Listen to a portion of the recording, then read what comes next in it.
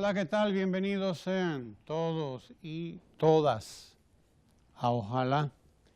El presidente de la República, Danilo Medina, ha estado en este domingo frente a dos catástrofes.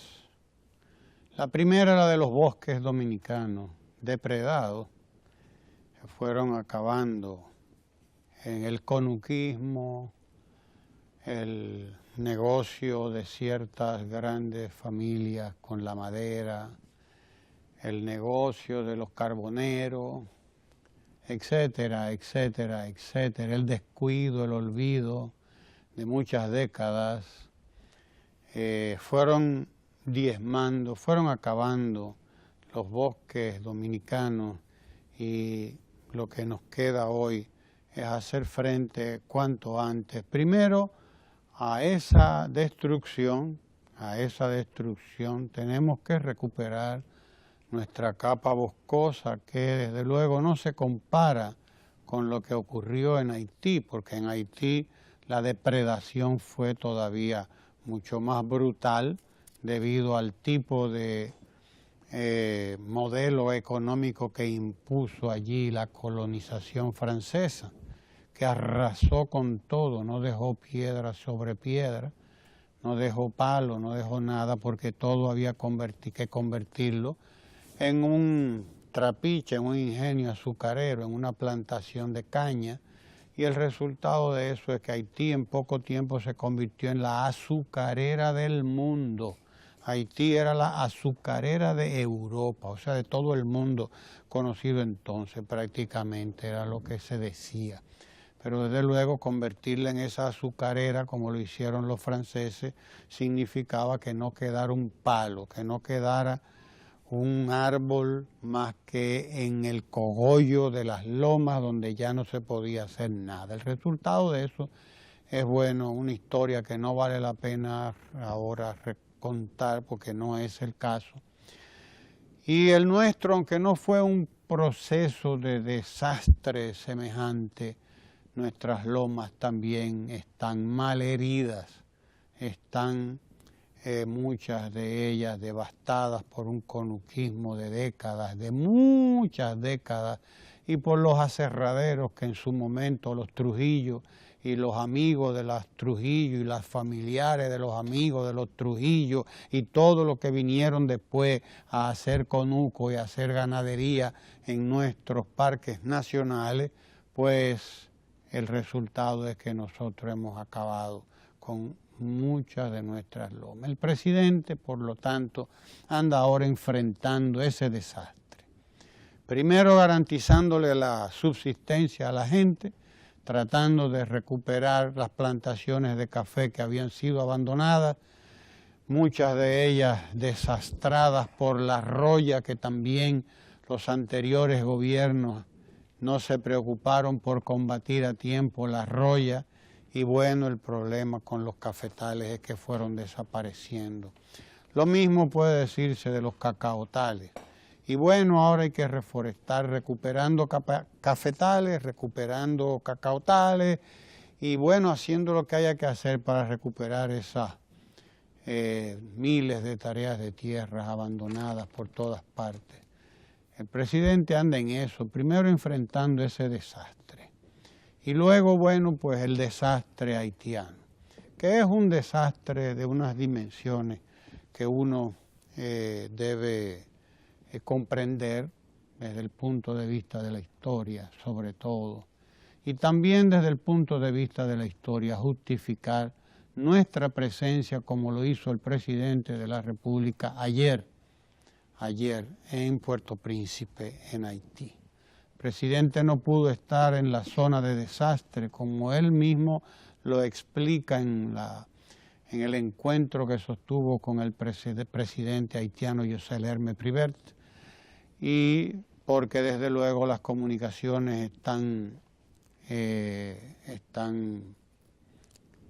destruidas, sencillamente cortadas, pero el presidente fue a expresar el cariño, la solidaridad, el afecto del pueblo dominicano hacia el pueblo haitiano, y de paso a decirles que bueno, estamos dispuestos a quitarnos la comida de la boca, porque eso es quitarse la comida de la boca, para ir a ayudar, aunque sea en parte, con todo lo que podamos al pueblo haitiano, porque ese es el deber de los pueblos del mundo, darse toda la solidaridad en los momentos en que esa solidaridad es necesaria y el deber nos convoca con Haití, que es el prójimo que tenemos más cerca, como dicen por ahí. Esa es la realidad.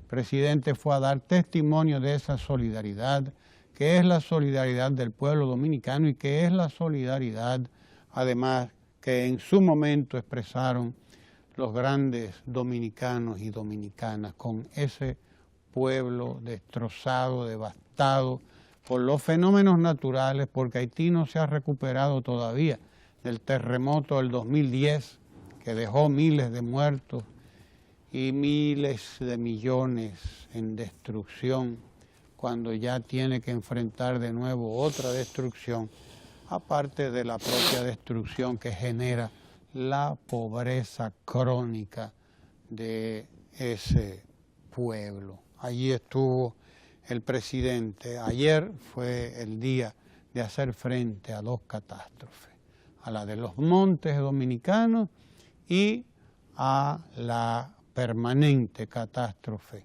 del pueblo haitiano, al que no podemos dejar solo porque nunca se recuperaría. Nosotros tenemos un deber y lo estamos cumpliendo. De hecho, recibimos aquí, como recibe Estados Unidos y como han recibido otros pueblos, a millones de dominicanos que en su momento salieron también de aquí, también huyéndole a la miseria y a la falta de oportunidades. Tenemos aquí a alrededor de 1 millón de haitianos que en diferentes condiciones, unos como trabajadores, otros como estudiantes, etcétera, etcétera, etcétera.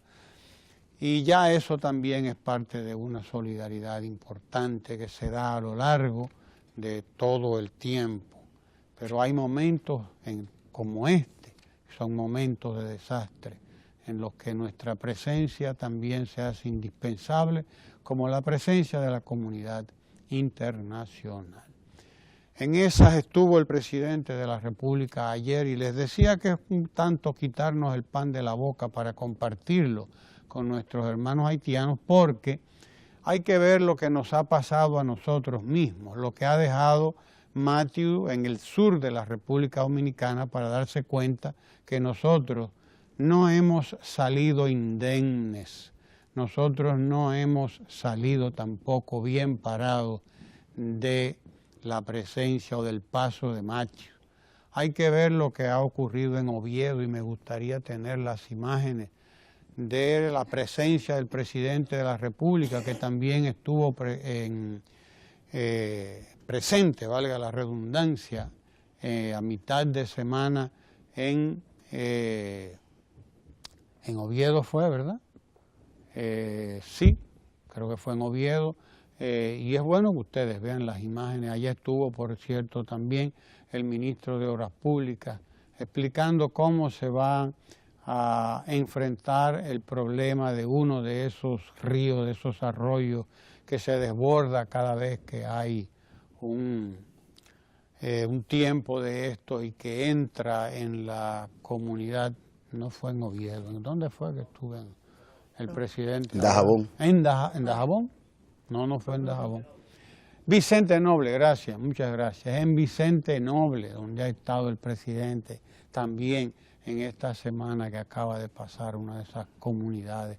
Ahí está el presidente. Y miren ustedes lo que ha significado, vean ustedes, donde está la gente con pico, con pala, haciendo lo que puede hacer contra esta desgracia que significan estos ríos que se desbordan, y ya ustedes ven. Ahí esa imagen o esas imágenes les dicen a ustedes que nosotros no hemos quedado nada bien, o por lo menos nuestras comunidades del sur no han quedado tampoco nada bien del paso de Matthew, y que lo que estamos haciendo es intentando compartir lo que tenemos con las comunidades afectadas de Haití.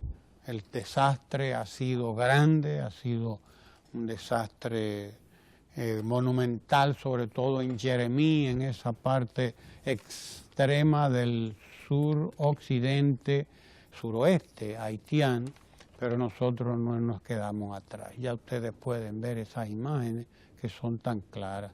Me gustaría compartir ese breve reportaje sobre el estado en que quedó esa comunidad de Vicente Noble, porque además el ministro de Obras Públicas explica muy bien cuál es el problema que ocurre ahí y qué va a hacer el gobierno para resolver esto, por lo menos definitivamente. Son muchos los temas que hay por delante este lunes, pero ahí está el breve reportaje de la visita del presidente a Vicente Noble, porque en eso ha estado el presidente en esta semana. Este domingo en Sabaneta, después en Haití, y ya ustedes ven, estuvo en Vicente Noble y ya ustedes saben cuántos sitios y atendiendo cuántos cartones. Adelante, veamos lo que pasó con Matthews en Vicente Noble para que nos ilustremos sobre lo que puede haber pasado en Haití también. Adelante, señor director.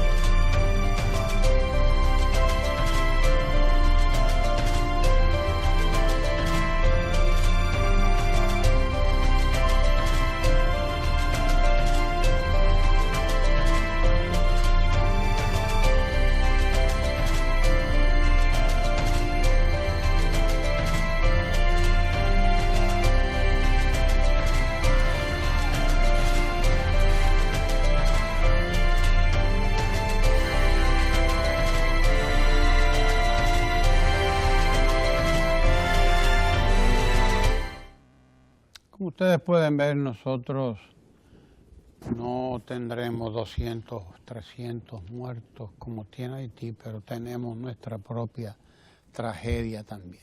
Y hay que nos toca enfrentar las dos.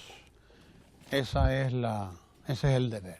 Así que en eso ha estado el presidente. Ayer en Sabaneta y en Puerto Príncipe, antes en Vicente Noble, y etcétera, etcétera. Adelante, juventud. Bueno, una vez más queda demostrado la solidaridad de nuestro pueblo con Haití, no solamente Matthews, sino tradicionalmente y en toda la historia. Creo que ningún país como nosotros ha sido solidario. En el huracán fuimos de los primeros en llegar, así mismo igual con el terremoto. Nuestras autoridades, tanto del Estado como de los ayuntamientos también, fuimos los primeros siempre en llegar a socorrer a nuestros hermanos. Tal como decía el presidente Danilo Medina, debemos apuntar a dos países prósperos, porque lo que pasa en un país nos afecta al otro. Y eso es lo que tenemos que apostar, ya que compartimos una misma isla, que ambos seamos prósperos y estemos bien. Este país alberga en este momento casi 1 millón de nacionales haitianos, de los cuales, analizando y revisando las cifras, estamos hablando, por ejemplo, de que el 13% de los partos en hospitales son de madres haitianas, lo cual significa para nuestro país 5.000 millones de pesos al año, lo cual no es cualquier cosa. Y asimismo, si revisamos los datos estadísticos en cuanto a educación, estamos hablando de que 51.000 estudiantes, tanto en escuelas como en universidades, son de nacionalidad haitiana. Esta visita de nuestro presidente se enmarca básicamente en diferentes aspectos, pero uno de los principales es la parte de infraestructura para ayudar a reparar las viviendas y sobre todo las escuelas. Lo igual se está haciendo aquí. Ya estamos hablando de que más de 40 viviendas, tanto en Pedernales como en Vicente Noble, se han reparado. Asimismo, sigue llegando las ayudas de los comedores económicos, llevando también alimentación, o sea, comida y hasta electrodomésticos para ayudar a levantar rápidamente todos los daños que ha causado este huracán. Y parte de esa misma estrategia hay que resaltar la misma Barquita. Si no hubiésemos tenido un proyecto como la Barquita, hoy quizás la historia en esa zona también fuera distinta. Se han incrementado la cantidad de familias diarias, que eran básicamente 25 por día, se han incrementado a 45 para acabar todo el tema ya de las mudanzas para toda la nueva Barquita. Y eso es lo que habla de tener políticas públicas acertadas y a tiempo en temas como estos. Porque hoy en la Barquita estuviéramos, gracias a Dios que hoy no fue, contando quizás muerte de personas en esas zonas vulnerables. A la llegada de Matthew estamos hablando de más de 1000 y pico de familias. Todavía hay pendiente, creo que 300 y algo de familias, pero se ha acelerado la mudanza, que es lo más importante, y hoy esas familias ya van a tener su vida garantizada, que es lo más importante en estos escenarios, que es lo que tenemos que preservar ante todo. Y en ese marco quiero resaltar una propuesta que ha hecho Pedro Luis Castellano de la CISARIL, que él entiende que hay que revisar el catálogo de las prestaciones del Plan de Servicios de Salud. Él entiende que hay que abrir un nuevo capítulo que garantice las atenciones a los problemas prioritarios sin restricciones ni límites de la cobertura. El trabajo que se está haciendo de la CISARIL es importante evitar, y esta nueva propuesta me parece oportuna, porque estamos hablando de que hay que aumentar la cobertura y ante problemas vitales de salud no podemos tener ni límites de cobertura ni podemos tener restricciones, ¿verdad que sí, Guillermo? Porque la salud sigue siendo un elemento vital como es el agua. Por eso hay que volver a remarcar el decreto 265-16, que ha establecido la mesa de coordinación del agua con 4 pilares esenciales para trabajar en este cuatrenio. No solamente ampliar la cobertura del agua, que hay que ampliarlo, que todavía hay muchas zonas que no llega agua, pero también mejorar la calidad del agua. Son el pilar principal que se va a trabajar y que este decreto señala. Asimismo, otro de los pilares son las cuencas, que se van a trabajar como una de las prioridades en este sentido. Asimismo, todo lo que tiene que ver con el ordenamiento jurídico, revisar las leyes, adecuarlas, mejorarlas, sobre todo para garantizar un servicio de esta magnitud y, lógicamente, todo lo que tiene que ver con saneamiento. Por eso, esta prioridad del presidente con el agua, pero también con la reforestación. Ustedes saben que el mes de octubre, además de ser el mes de la prevención del cáncer de mama, es el mes de la reforestación y tradicionalmente es el mes de octubre que se usa para concientizar, capacitar y orientar todo lo que tiene que ver con la reforestación. Y esta visita a Sabaneta, en Dajabón, es parte de las acciones planificadas y priorizadas en este cuatrenio, y 85.000 tareas, sobre todo con fines agrícolas y maderables, sigue apuntando a que estamos pasando de un discurso a acciones concretas. Ahí estamos viendo en pantalla imágenes de esta visita que se ha recibido igual con júbilo, y estas visitas sorpresas siguen siendo un balde refrescante para lo que es una política de acercarse al pueblo, de escuchar lo que la gente quiere, pero sobre todo de palpar un presidente con sus propios ojos, los propios ministros, un gobierno cercano a la gente.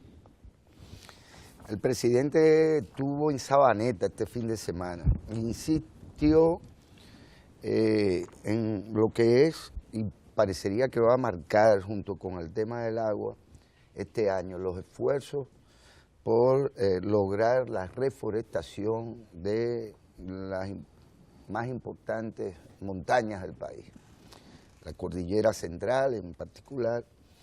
En este caso, el presidente ha planteado un proyecto que involucra la reforestación de alrededor de 85.000 tareas. Y hay que rescatar en el tono presidencial el hecho de que el respeto que siente el presidente por los impuestos que pagan los ciudadanos. Y dice taxativamente, yo no quiero echar en el zafacón este dinero que se va a invertir, que se reforeste esto y que entonces de nuevo, luego de esta labor y luego de estos esfuerzos y de esta inversión, eso pues comiencen de nuevo a tumbar palos. Esto es sumamente importante porque se tiene que quedar claro que lo que ha acontecido en gran medida es que mucho dinero del erario, y aquí sí se puede hablar del erario público, pues se ha perdido a través de las décadas. Que no solo se perdió la propiedad como tal de nuestras cordilleras, y esto queda claro, hoy se publica en la prensa, no sé en cuál de los diarios vimos, quiénes son los espectaculares dueños de los parques nacionales, quienes disfrutan de tener un jardín propio dentro de un parque nacional. Y ahí están con nombres y apellidos, búsquenlo, nos daremos cuenta de cuándo, a dónde son ellos propietarios y de qué son propietarios. Y recordar cómo se deforestó aquello, cómo Trujillo, porque hay que decirlo, hay mucha gente que vive hablando pamplina de que el dictador era la cosa más maravillosa del mundo y que el Estado Dominicano lo creó este señor, y que qué cosa, si le quitamos lo malo que tiene, esto era lo mejor, la última Coca-Cola del desierto, el dictador más cariñoso de todo, porque hizo muchísimas cosas. No, entre otras cosas hizo con que era un gran ladrón. Aparte de ser el más maravilloso ladrón de la historia nuestra, que solo se enriqueció él durante 30 años, él, su familia y sus allegados, deforestaron con los argumentos más absurdos para evitar la insurrección guerrillera. En ninguna parte el tema eran los palos, vamos a decirle así, fueron los bosques. Las guerrillas surgían donde había gente, y ahí no había gente, ni nuestros bosques eran la Sierra Maestra, ni nada por el estilo. Y lo cierto fue que comenzaron, deforestaron todo, y finalmente sucedió lo que sucedió. Lo que Trujillo se había robado, vinieron otros y se los repartieron. Y ahí están, hasta Tuey-de-Can tiene un pedazo de un parque. Vaya usted a ver, es decir, los descendientes de él. Cosa que se sabía desde hacía tiempo, pero a la gente hay que recordarle las cosas. Como un líder y un patriota, etcétera, como esas familias que están ahí, terminaron dueños de un bien público que eran nuestras montañas. Un parque nacional. Un parque nacional. El más importante. Y lo peor del caso, madre de las la aguas. madre de las aguas. Y lo peor del caso es que han estado hasta este momento no solo usurpando y dándole uso a eso, sino con cultivos allá arriba. Todo esto en nombre de la patria. Son los grandes patriotas, muy preocupados por el futuro del país, pero no preocupados como lo está el presidente de la República, por reforestar lo que otros han dañado y por dotar de nuevo a la isla de sus capacidades inmensas para reponerse a las acciones de los malos dominicanos, a quienes le hemos permitido, no entiendo por qué, la complicidad con estos señores que ciertamente se han enriquecido, no importa el daño que le hayan causado a nuestra naturaleza. Qué bueno es tener un presidente de la República que dice, no, espérense, esto no puede seguir siendo así. Llegó el capitán y mandó a parar, como decía aquel famoso son cubano. Llegó el capitán y mandó a parar. Comandante. Qué bueno es sentir que desde la presidencia de la República se mandó a parar y que se tiene conciencia de que cada centavo que se invierta en este tema de la reforestación no podemos dejar que se pierda, porque hemos echado mucho dinero del erario público por el zafacón que no precisamente de la historia. Mira, y Matthew puso a prueba la inversión que se ha hecho en la cañada de la Rosal, por cierto.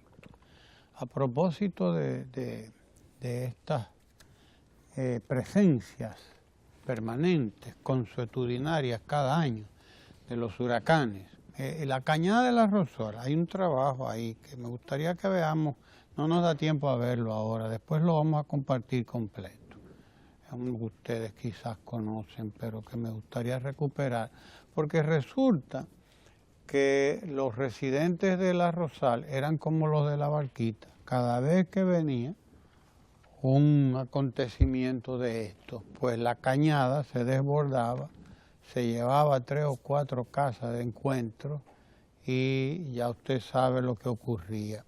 Esta vez, la Rosal no vivió eso, porque esa cañada fue convertida, el curso de esa cañada que fue recuperada, que fue saneado el entorno de la Rosal, de toda la cañada, es realmente un paseo, es un bulevar, un bulevar. Y es lo que da la medida, ¿no?, de la inversión que hay que hacer en muchos lugares del país, así debe ser, ¿no? Y de lo oportunas que son estas intervenciones, como la de la Barquita, muy costosa, la de la Rosal, mucho menos costosa, pero igualmente adecuada y igualmente apropiada, eficaz, en el momento oportuno, y que fíjense ustedes cómo todo esto vino a propósito de Matthew a impedir una nueva tragedia como la impidió en la Barquita. Vean ustedes lo que es ahora ese corredor central del sector El Arrozal, que es un corredor amplio, corredor decente, limpio además, que permite además el que por allí puedan bajar las unidades del 911 cada vez que se necesitan, que se puede recoger mejor la basura, etcétera, etcétera. Eso es ahí está, todo el bulevar, de lo que antes era una cañada hedionda, fétida, una verdadera amenaza para la salud y para los bienes de aquella gente, ¿no? Ramón, es bueno señalar que parte de esos trabajos, sobre todo de muralización, es parte de los trabajos de la Comisión Presidencial para el Rescate de los Ríos Osama Isabela, donde hay varias instituciones, desde programas especiales de la Presidencia, está Onofre Rojas como director ejecutivo, está el INAP y varias instituciones, que todas las semanas se reúnen para trabajar los diferentes proyectos de capacitación, reciclaje, muralización, limpieza, y en pantalla estábamos viendo justamente ese trabajo que desde esa comisión presidencial se está haciendo. Proyecto en particular, el de Rosal, ¿verdad? Es modélico en muchos otros sentidos. Si bien es cierto, la Barquita es modélica también por distintas razones, y ya se ha reconocido la forma eficiente con que un empresario como el que estuvo al frente de todo este proyecto, pues logró demostrar que sí se puede una colaboración estrecha entre el sector privado y el gobierno al momento de emprender esto. Pero este proyecto en particular tiene un componente que quizás el otro no tenía, que es el involucramiento activo de la propia comunidad en el rescate de su barrio. Porque a la gente de la Barquita la mudaron, le compraron una cosa nueva, le hicieron una maravilla nueva y había que trasladarlo, ayudarlos a tener otros oficios, etcétera, etcétera, etcétera. Pero esto no, esto se hizo a partir de una comunidad que ya estaba ahí. Totalmente. Aquí hay una intervención de los programas especiales y de todo el que intervino en esto, pero el protagonismo, de alguna manera, es de la propia comunidad. Sí, pero ahí es bueno señalar que si la comunidad y todos los mecanismos de participación ciudadana se están dando y facilitando, es también porque ha sido impulsado del gobierno del Estado Dominicano. Claro. O sea, las diferentes acciones que se están impulsando del gobierno siempre ha estado el elemento participación ciudadana, empoderamiento de la ciudadanía. No son intervenciones que el Estado viene, llegué yo, llegó, como dicen, llegó mamá o papá, no, sino que el Estado... Pero ahí también habría que decir que el otro modelo que es Boca de Cachón no fue así. A eso también lo agarraron y hicieron una cosa nueva y ahí van. Son modelos de intervención. Son modelos de intervención. Son modelos de intervención, claro. En donde la presidencia ha estado y los programas especiales tienen un enfoque correcto, pero este tiene esa particularidad. Claro, el empoderamiento de la ciudadanía. Es lo que hace la diferencia en la sostenibilidad de los procesos. Exactamente. Aunque déjeme decirle también que en Boca de Cachón se está haciendo ya los primeros inicios del plan de desarrollo y un trabajo mancomunado de fortalecimiento de la sociedad. Lo que pasa también que estos son procesos y a veces los procesos no tienen resultados inmediatos, que es lo que la ciudadanía de una vez espera. Claro, Y que los procesos son procesos, toman tiempo, tiempo, son largos. Pero bien, ahí están los resultados.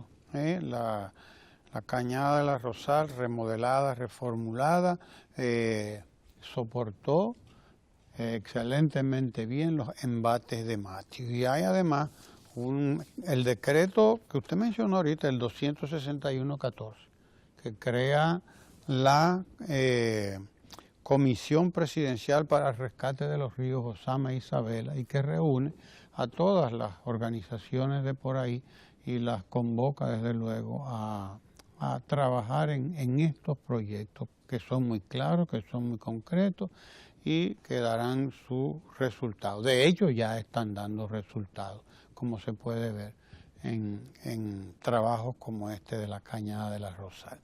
Nosotros tenemos hoy, porque vamos a conversar casi ya con ellos, a Silverio Espinal, presidente de la fábrica de calzados Selena. Y también tenemos a Lucía Espinal, que es administradora de la misma empresa de calzados Selena, allá en Moca. Vamos a hablar con estos dos mocanos emprendedores, fábrica de calzados Selena. Con ellos vamos a hablar sobre emprendimiento y sobre apoyo a la micro, la pequeña, la mediana empresas en la República Dominicana. Casi ya, después, desde luego, de que Lalo nos informe de qué es lo que ha ocurrido en los deportes recientemente en el país y fuera de aquí. ¿Qué es lo que hay, Lalo, en deporte? Pues usted nos lo va a decir ahora. Y no se mueva, porque tenemos ahora nuestra conversación con Silverio y con Lucía, de Calzados Selena, de Moca. No se mueva de ahí.